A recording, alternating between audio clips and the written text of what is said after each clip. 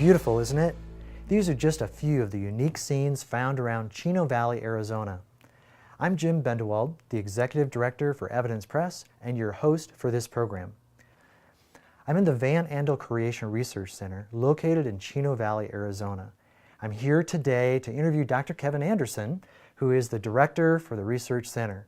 Dr. Anderson has a PhD in microbiology, which means that he studies the intricate microtechnology built into cells.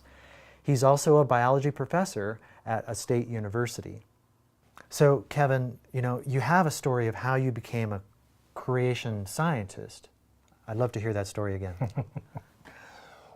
When I first walked onto the college campus, just out of high school, my goal was to go straight through to get a PhD in microbiology, which is, for the most part, what I did.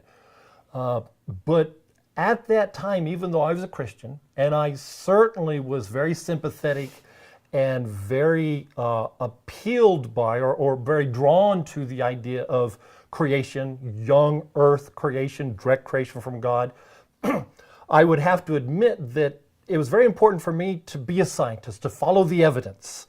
And had I, through my college career, really encountered this overwhelming evidence that we're told exists for evolution, I very likely could have been swayed to start moving down that path, because that would have been what I would consider doing the scientifically proper thing, objectively following the evidence. Because after all, God's not scared of objective evidence.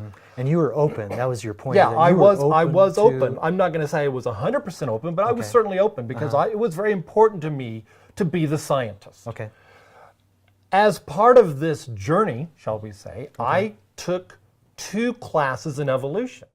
This wasn't required for my degree, but I wanted to do it because I wanted to learn more about evolution. Not so much to see if I would become an evolutionist, but I wanted to understand it. What is that's the big attraction?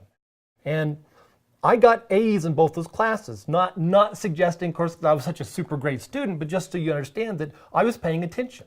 I understood that I was following what was being taught. And I very distinctly remember sitting at the end of the semester after finishing both those classes and sitting looking at my long pile of notes from both those classes and thinking, is this it? This is all they have? This is their big shot at a college level evolution class? And so, to me, say I was very unimpressed. I did not find their arguments compelling. I did not find there was strength in their reasoning.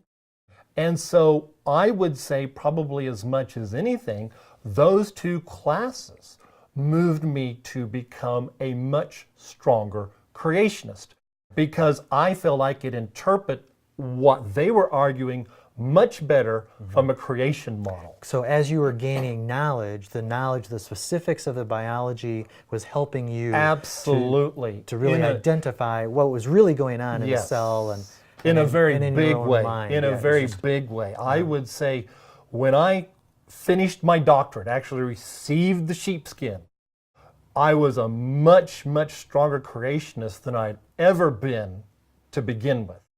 So yes, the knowledge of the systems, the understanding of what was going on was very influential to me to move me toward creation and reject the arguments of the evolutionist. Yeah, and I just find this to be so very powerful that I think that a lot of people will identify with it. That here's somebody that, you're coming from a science background, you're studying science, and it's the actual science that's bringing you to the point of design, of creation, and you're just, Yes. You're just encouraged by that evidence. Yes.